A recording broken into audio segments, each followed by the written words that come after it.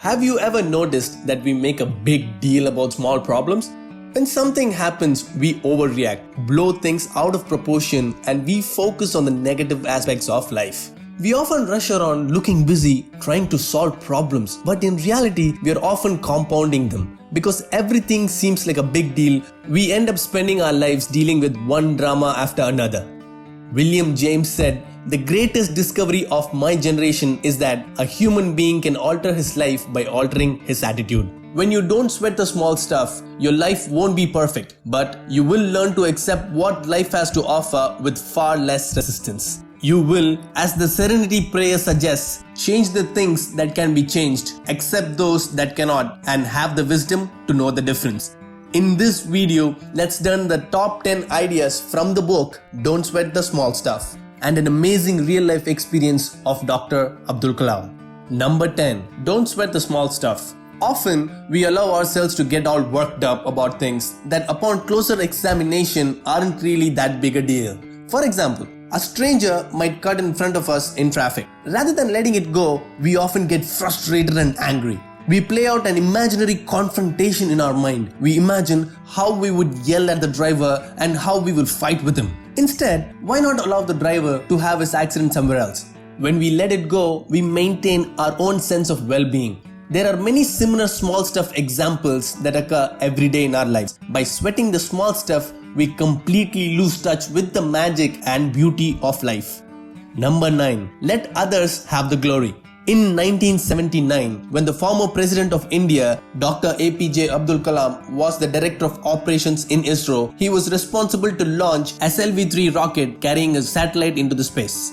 Before 40 seconds of the launch, the launching system shows an error. But with experts' advice, Dr. Abdul Kalam decides to override the system and launch the satellite with the error. It was a 4-stage rocket. The first stage worked well, but it failed in the second stage, and instead of putting the satellite into the orbit, it was put in the Indian Ocean. This was Dr. Abdul Kalam's first failure. He was terrified to speak to the press as he was the mission director of the failed mission, wasting millions of taxpayers' money. The chairman of ISRO at the time was Dr. Satish Dhawan.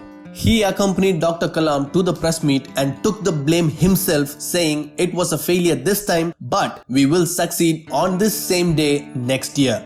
As promised, India launched the satellite into the orbit successfully within a year's time. But this time, instead of making it his success, he sent Dr. Abdul Kalam to the press meet to receive the glory. A true leader takes the blame for the failure and gives the victory to his team.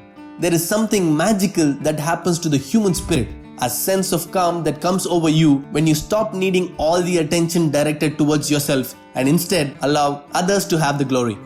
Number 8. Don't interrupt others or finish their sentence. When we're having a conversation with someone, notice that if we get a good point or a good story in our mind, we interrupt the other person to say our story. It is due to our ego that wants us to be seen, heard, and respected. We want our story or point to be better than the other person's. No one likes to be interrupted while talking. It makes the other person irritable and annoyed. The solution is to tell yourself to allow the other person to finish speaking before you take your turn. You'll notice right away how much the interaction with the people in your life will improve as a direct result of this simple act. Number 7. Search for the grain of truth in others' opinion. Almost everyone feels like their opinions are good ones. Otherwise, they won't be sharing it with you. One of the destructive things that many of us do, however, is to compare someone else's opinion to our own. And when it doesn't fall in the line with our belief, we either dismiss it or find fault with it. And then we contradict their opinion. In doing so, we feel superior and the other person feels diminished and we learn nothing. Almost every opinion has some merit, especially if you're looking for merit rather than looking for errors. The next time when someone offers you an opinion, rather than judging it or criticizing it, see if you can find a grain of truth in what the person is saying and accept them without contradicting their opinion. If you practice this simple strategy, you will begin to understand those you interact with, and others will be drawn to your acceptance and loving energy, and most importantly, you will feel much better about yourself. Number 6. Be aware of your thinking. A powerful technique for becoming more peaceful is to be aware of how quickly your negative thinking can spiral out of control.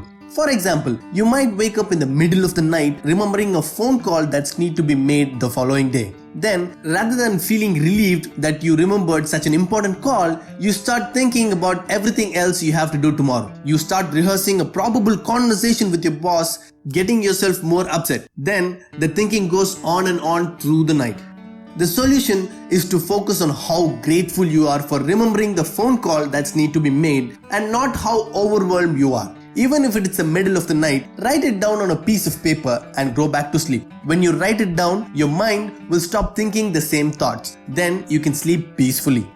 Number 5. Be grateful when you're feeling good and be graceful when you're feeling bad. The happiest person on this earth isn't always happy. In fact, the happiest people all have their fair shares of low moods, problems, disappointments, and headaches. Often, the difference between a person who is happy and someone who is unhappy isn't how often they get low or even how low they drop, but instead, it's what they do with their low moods. Most people have it backwards. When they are feeling down, they roll up their sleeves and get to work. They take their low moods very seriously and try to figure out and analyze what's wrong. They try to force themselves out of their low state and tend to compound the problem rather than solve it. When you observe peaceful and relaxed people, you'll find that when they are feeling good, they are very graceful. They understand both positive and negative feelings come and go.